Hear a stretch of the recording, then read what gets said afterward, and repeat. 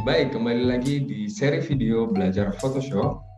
Ini adalah video kedua dan kali ini kita akan belajar mengenai eh, tampilan dari Photoshop itu sendiri dan juga beberapa tools dasar.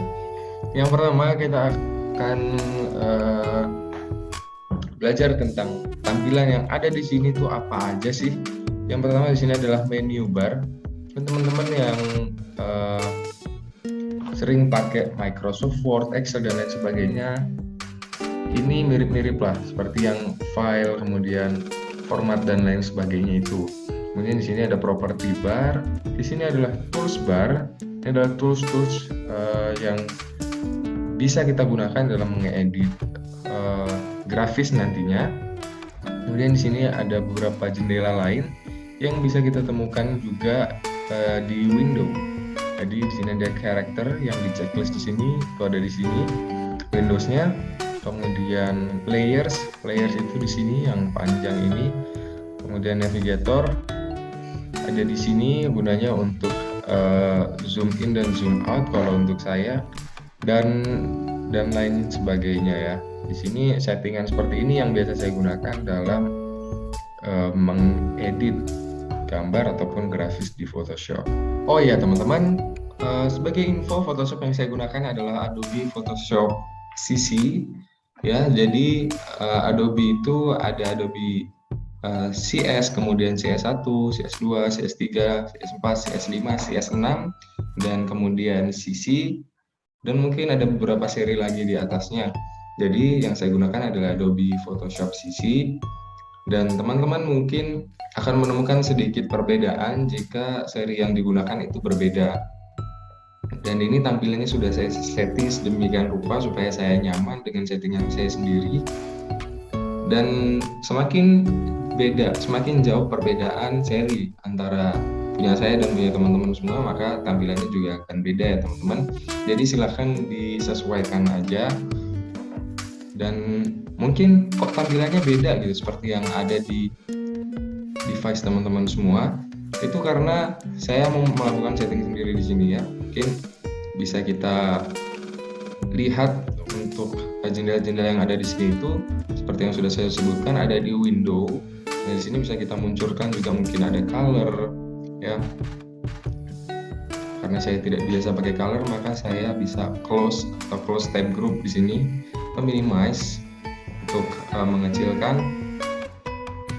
Ini bisa close tab group atau ya. Jadi disclaimer sebelum saya lebih jauh, tools-tools atau fitur-fitur yang tidak dibahas oleh saya itu adalah tahapan yang lebih lanjut. Jadi di sini kita akan belajar yang dasar-dasar aja ya teman-teman. Jadi yang akan saya jelaskan ini mungkin bagi teman-teman semua saya anggap belajar dari benar-benar awal, dan saya akan menjelaskan tools-tools yang mungkin bisa lah digunakan oleh orang-orang awam dan tentunya bisa dibuat untuk mengedit sesuai dengan tujuan kita. Oke, lanjut. Ini juga bisa digeser-geser teman-teman di setting. Nah seperti itu, ini bisa kita buat mengambang, kemudian kita kembalikan lagi bisa ya. Oke, next. Kemudian sebelum kita lanjut, tentunya kita buat filenya dulu nih. Kita buka file, kemudian di sini ada beberapa opsi ya. Kita buka new. Nah, di sini sudah terdapat template-template yang disediakan oleh Photoshop-nya. Di sini ada print, terdapat beberapa ukuran kertas, kemudian ada foto, art and illustration, web, dan lain sebagainya. Nah, di sini saya sudah menyimpan beberapa format foto atau format ukuran. Ya, di sini saya akan gunakan IG square atau IG 1:1, di mana ukuran pixelnya itu 1080 banding 1080 dan resolutionnya itu 72 teman-teman. Di sini kita bisa ganti nama Instagram.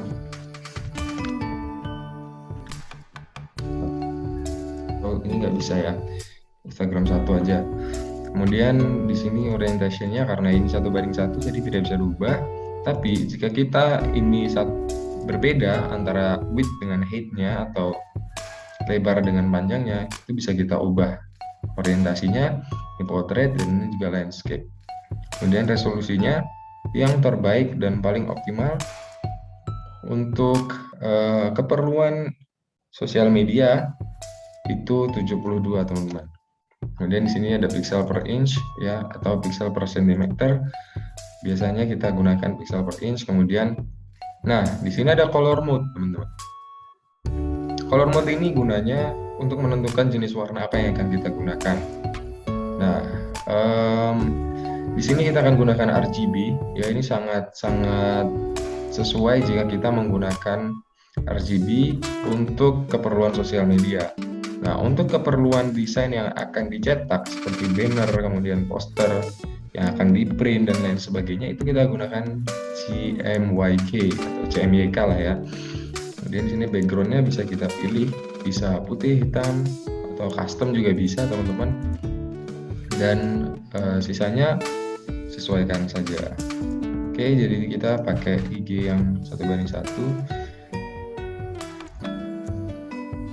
Dan ini dia tampilan kanvas untuk kita mengedit. Ini bisa kita zoom lewat sini, atau bisa juga kita pencet Ctrl 0 untuk feed-nya, atau bisa di view feed on screen Ctrl 0.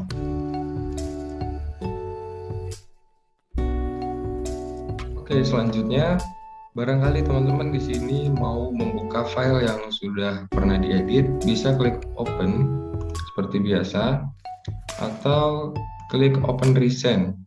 Kita bisa membuka project yang kita edit sebelumnya.